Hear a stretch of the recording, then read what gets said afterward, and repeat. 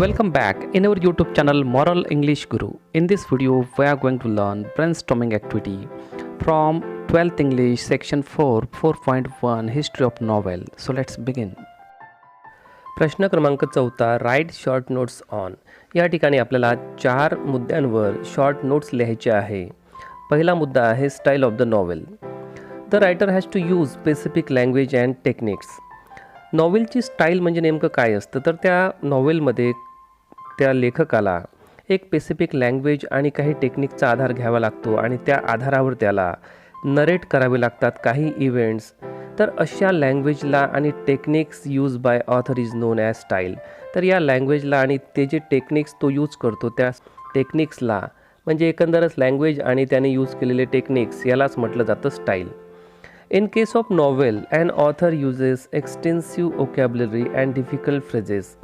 कधी तो या स्टाईलचा वापर करताना कधी तो फारच हार्ड अशी व्होकॅब्युलरी, डिफिकल्ट फ्रेजेसचा वापर करतो, तर कधी ब्रीफ लँग्वेजचा पण वापर करतो. Sometimes he uses both.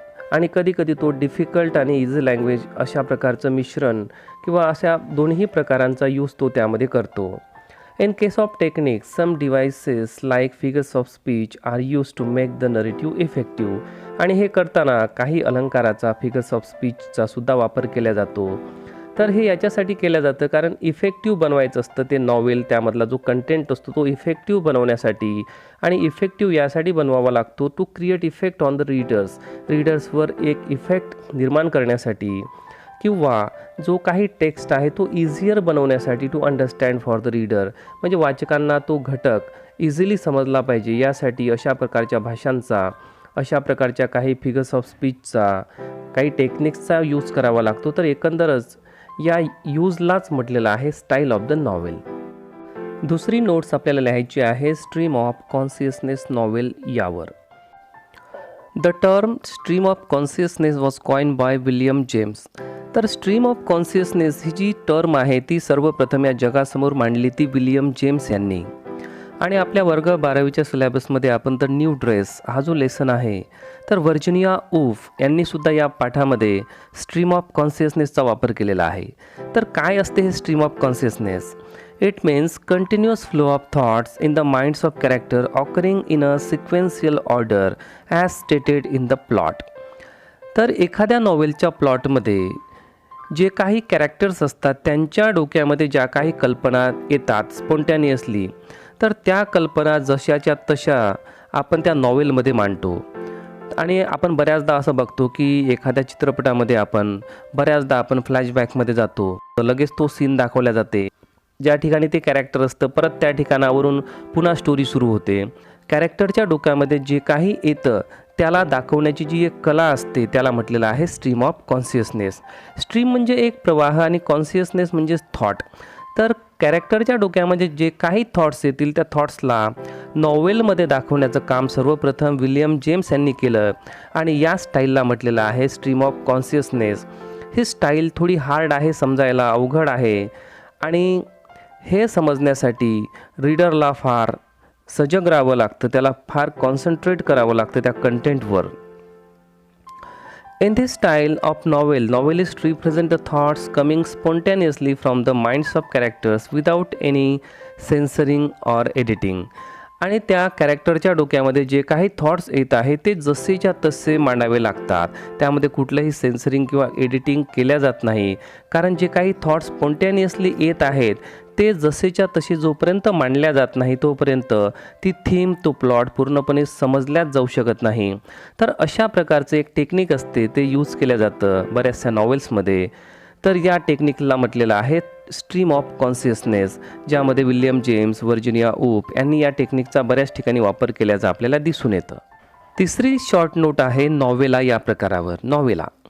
The word novella is originated from the Italian word novel. तर नॉवेल या शब्दापासूनच बनलेला आहे नॉवेला. नॉवेल आणि नॉवेला हे एकच आहे, थोडाफार त्याच्यामध्ये फरक आहे. Novella is also a novel but shorter than novel and longer than short stories. ज्याप्रमाणे एखादा नॉवेल असते, नॉवेल हे फार लाँग असते तर नॉवेल आहे तेवढं लाँग नसते, त्याच्यापेक्षा थोडं शॉर्ट असते.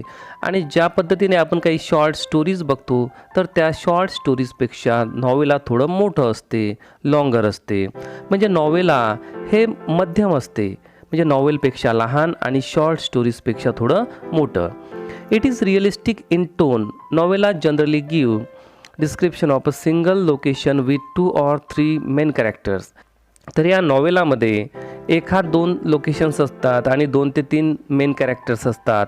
म्हणजे 2 ते 3 कॅरेक्टर्समध्ये 1 ते 2 सीनमध्ये पिक्चराईज झालेलं एक नॉवेल, म्हणजे एक शॉर्ट नॉवेल असतं हे. तर त्याला म्हटलं जातं novella. Though it is short in length, it is well structured and focuses on the incidents and main issues.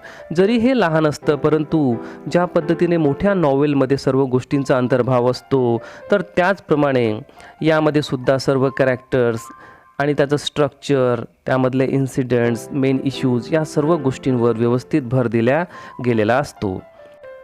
The names of famous novels are. काही फेमस नॉवेलांची नावे या ठिकाणी दिलेली आहेत. The heart of darkness by Joseph Conrad, the turn of the screw by Henry James, Billy bird by Herman Melville, death in Venice by Thomas Mann, seize the day by Saul Bellow, pearl by John Steinbeck. चौथा point आहे Indian tradition of novels. नॉवेल्समध्ये भारतीयांचं योगदान किंवा काय tradition आहे.